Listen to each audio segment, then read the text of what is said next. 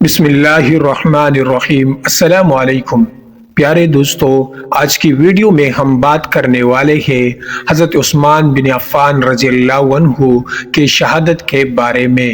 تو پیارے دوستو، ویڈیو کو آخر تک ضرور دیکھیے گا۔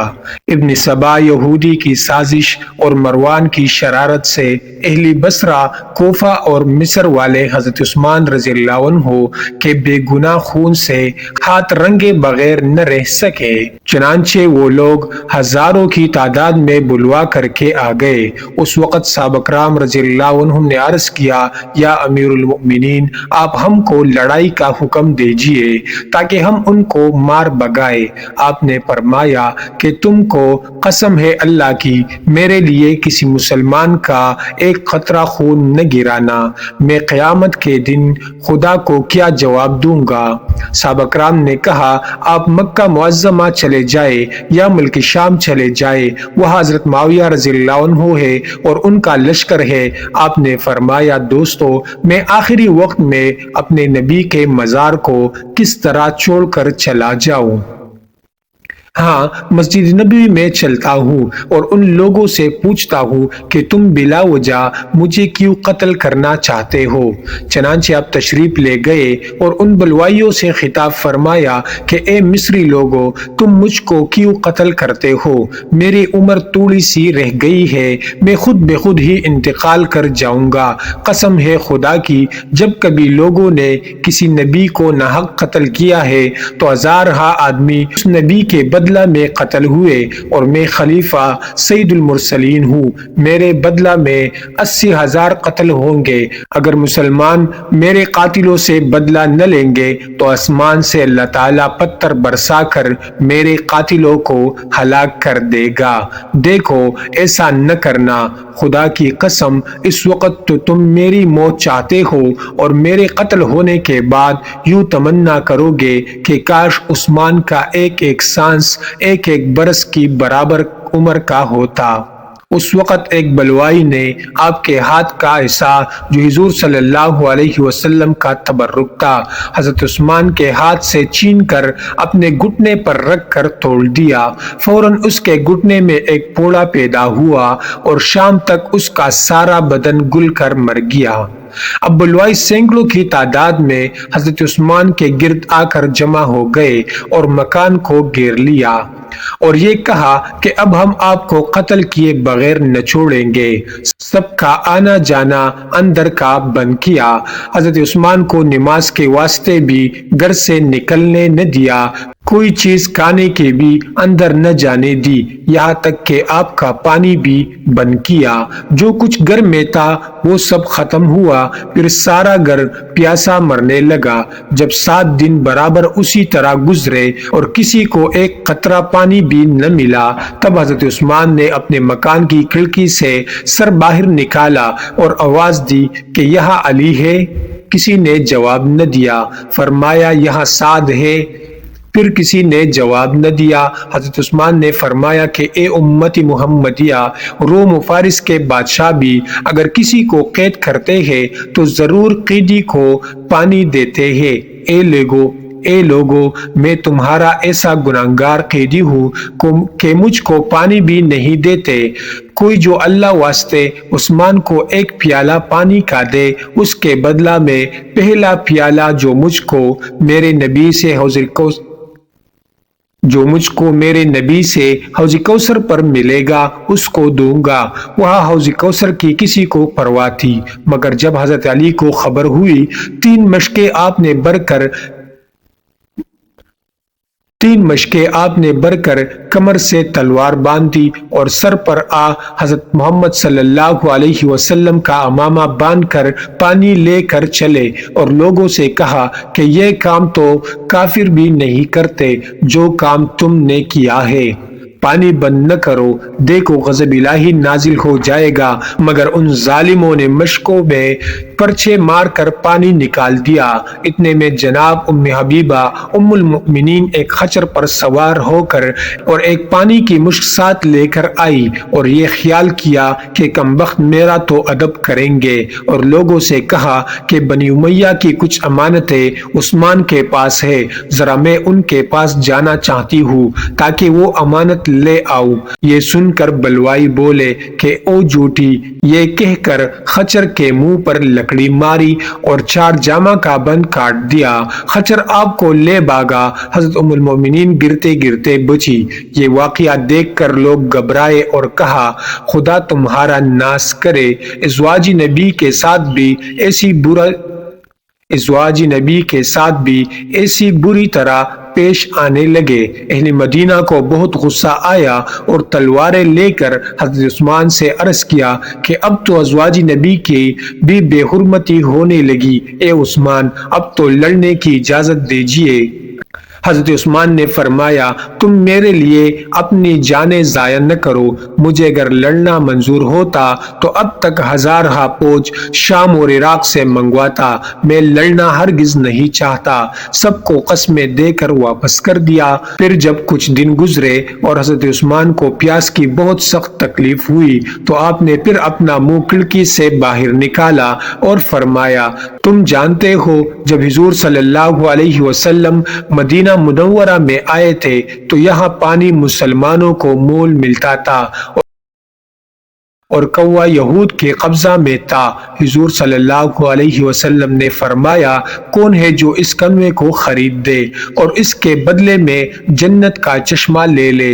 میں نے وہ کنواں 35,000 کو خرید کر تمہارے اوپر وقف کر دیا۔ وہی آج میں ہوں کہ 40 دن سے پانی کے لیے عثمان کے بچے روتے ہیں اور انہیں پانی نہیں ملتا۔ لوگوں تم کو معلوم ہے کہ مسجد نبوی ابتدا میں نہایت تنگ تھی، میں نے 25,000 روپیہ دے کر مکان اور زمین دے کر مسجد نبوی میں شامل کی۔ آج میں ایسا ہو گیا کہ تم مجھ کو اسی مسجد میں 2 رکعتیں پڑھنے سے روکتے ہو۔ لوگوں قیامت کے روز کیا عذر کرو گے؟ 50 دن تک حضرت عثمان اسی مکان میں قید رہے، اس عرصہ میں برابر روزے رکھتے رہے۔ ایک رات آپ نے خواب میں دیکھا کہ جناب رسالت صلی اللہ علیہ وسلم اپنے مزار شریف سے باہر تشریف لائے اور ابوبکر عمر رضی اللہ عنہما آپ کے ساتھ ہے۔ حضرت عثمان کے پاس آئے اور فرمایا کیا تمہیں پیاس بہت لگی ہے؟ تم نے 40 دن تک روزہ رکھا، اے عثمان کل روزہ تم ہمارے پاس آ کر کھولو گے، ہم حوض کوثر سے تمہارا روزہ کھلوائیں گے۔ کل تم شہید کیے جاؤ گے اور تمہارے خون کا پہلا قطرہ آیات فَسَيَكْفِيكَهُمُ اللَّهُ وَهُوَ السَّمِيعُ الْعَلِيمُ پر پڑے گا۔ یہ خواب دیکھ کر حضرت عثمان نے اپنے مکان کا دروازہ کھول دیا اور فرمایا آنے دو، آج تو میری دعوت حضور حوض کوثر پر کر گئے ہیں۔ دروازہ کھولتے ہی بلوائی اندر گھس آئے اور اس خیال سے کہ کوئی دروازہ پھر بند نہ کر دے کواڑوں میں آگ لگا دی۔ دروازہ کے اوپر چھپر پڑا تھا، اس کو بھی آگ لگ گئی۔ گھر والے گھبرا گئے، مگر حضرت عثمان رضی اللہ عنہ اس وقت نماز پڑھتے تھے اور سورہ طٰہٰ شروع تھی۔ گھر میں آگ لگ رہی تھی مگر جناب کی نماز یا قرات پڑھنے میں ذرا بھی فرق یا لکنت نہ تھی، یہاں تک کہ نماز سے آپ فارغ ہوئے۔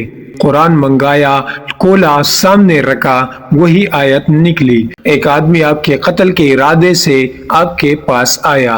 آپ نے فرمایا تو مجھ کو قتل نہ کر، کیونکہ نبی علیہ السلام نے تیرے لیے دعا کی تھی کہ اللہ تجھ کو عثمان کے خون میں ہاتھ رنگنے سے بچائے۔ کیا تو میرے نبی کے دعا کے خلاف کرے گا؟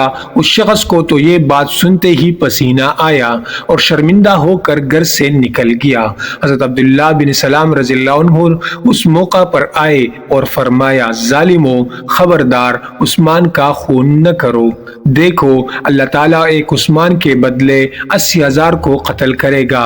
اس وقت تک مدینہ منورہ کی حفاظت فرشتے کرتے ہیں، جس وقت تم عثمان کو قتل کرو گے فرشتے چلے جائیں گے۔ ایک ظالم بولا، او یہودی کے بچے، تو کیا جانے، جا اپنا کام کر۔ حضرت عثمان رضی اللہ عنہ نے فرمایا کہ تم صبر کرو۔ اتنے میں سودان بن حمران ایک شخص آیا اور کہنے لگا، او عثمان، تو کس دین پر ہے؟ آپ نے فرمایا، میں دین محمدی پر ہوں۔ اس نے بڑے زور سے آپ کا گلا گھونٹا۔ پھر ایک اور ظالم آپ کے پاس آیا اور آپ کے چہرے پر تمانچہ مارا اور تلوار آپ کی جانب اٹھائی۔ آپ نے ہاتھ سے تلوار کو روکا، ہاتھ کٹ گیا۔ فرمایا، یہ وہ ہاتھ تھا جو وہی لکھا کرتا تھا، آج یہ راہ مولا میں کٹا ہے۔ یہ وہ ہاتھ ہے جس نے سید المرسلین کے ہاتھ پر بیعت کی، جس دن سے یہ ہاتھ نبی کے ہاتھ سے ملا تھا۔ کسی گندی چیز کو اس ہاتھ نے نہ چھوا تھا۔ لوگو، ذرا اس ہاتھ کو اچھی طرح دفن کرنا۔ اس ظالم نے کہا، لو بلاؤ اپنے مددگاروں کو۔ فرمایا، میرا جو مددگار ہے میرے پاس ہے۔ پھر ایک اور ظالم آیا، اس نے 3 زخم آپ کے ماتھے پر اور 3 چھاتی پر پرچی کے نوک سے کیے۔ اس وقت جو قرآن شریف سامنے رکھا تھا اور اسے آپ پڑھ رہے تھے، اس پر پہلا قطرہ آپ کے خون کا جو پڑا وہ اس آیات پر پڑا، فَسَيَكْفِيكَهُمُ اللَّهُ۔ اے عثمان، تیرا بدلہ لینے کو تیرا اللہ کافی ہے۔ آپ اشہد ان لا الہ الا اللہ و اشہد ان محمد الرسول اللہ کہتے ہوئے زمین پر گرے۔ اس ظالم نے آپ کے پسلیوں پر کودنا شروع کیا، آپ کی 3 پسلیاں ٹوٹ گئی۔